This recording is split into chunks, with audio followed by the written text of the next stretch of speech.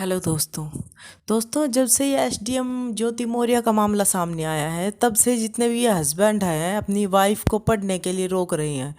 पर मेरी एक बात समझ में नहीं आती कि ये पढ़ाई करने से आपको रोक रहे हैं तो आप किस लिए रुक रही हो। जब आपका इतना भी साथ नहीं दे सकता, इतना भी आपको समझता नहीं है, आप के ऊपर इतना भी विश्वास नहीं है कि आप पढ़ लिख के कामयाब होकर के इनका साथ नहीं निभाओगी और आगे जाके आप इनको छोड़ दोगी, तो किस चीज़ के लिए और किसके लिए आप पढ़ाई छोड़ रहे हो। अगर आपके इस डिसीज़न में आपका पति आपके साथ नहीं है तो आगे का इतना अपनी लाइफ का डिसीज़न, आप अपनी लाइफ की इतनी बड़ी अपनी बागडोर सारी सारी उस बंदे के हाथ में दे रहे हो जिसको आपके ऊपर विश्वास ही नहीं है।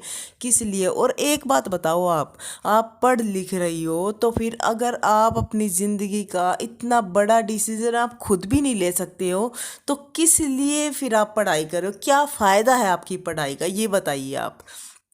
तो आप इस चीज़ के मतलब मेरी तो यही बात समझ में नहीं आती कि आप किस लिए घबरा रहे हो और किस लिए कि मेरे हस्बैंड मुझे पढ़ने से रोक रहे हो तो मैं पढ़ नहीं सकती, हम कहाँ जाए, ये मीडिया में आ रहा है। ये बताओ, मेरी समझ में ये नहीं आ रहा कि आप क्यों नहीं पढ़ रहे हो, किस चीज़ मतलब एक बंदा अगर आपको परमिशन नहीं देगा ना तो आप पढ़ाई रोक दोगे अपनी। आप पढ़ नहीं सकते, आप 84 लाख योनि पार करके इसीलिए आए हो क्या। मतलब एक आदमी के बागडोर अपनी ज़िंदगी की दे दी उसके हाथ में, अगर वो कहेगा तो आप पढ़ोगे लिखोगे कामयाब होगे, अदरवाइज आप नहीं होगे, आप वही घरेलू जिंदगी जीते रहोगे। मतलब तो आपका हस्बैंड भी इतनी परमिशन लेता आपसे, क्यों क्यों नहीं लेता। आप तो बराबर हो तो फिर इतनी परमिशन आपका हस्बैंड भी लेता है, नहीं लेता ना। तो हस्बैंड वाइफ का रिश्ता होता है एक दूसरे की सलाह लें, एक दूसरे से मतलब गाड़ी के दो पहिए होते हैं कि दोनों बराबर चलते हैं, एक दूसरे को समझे।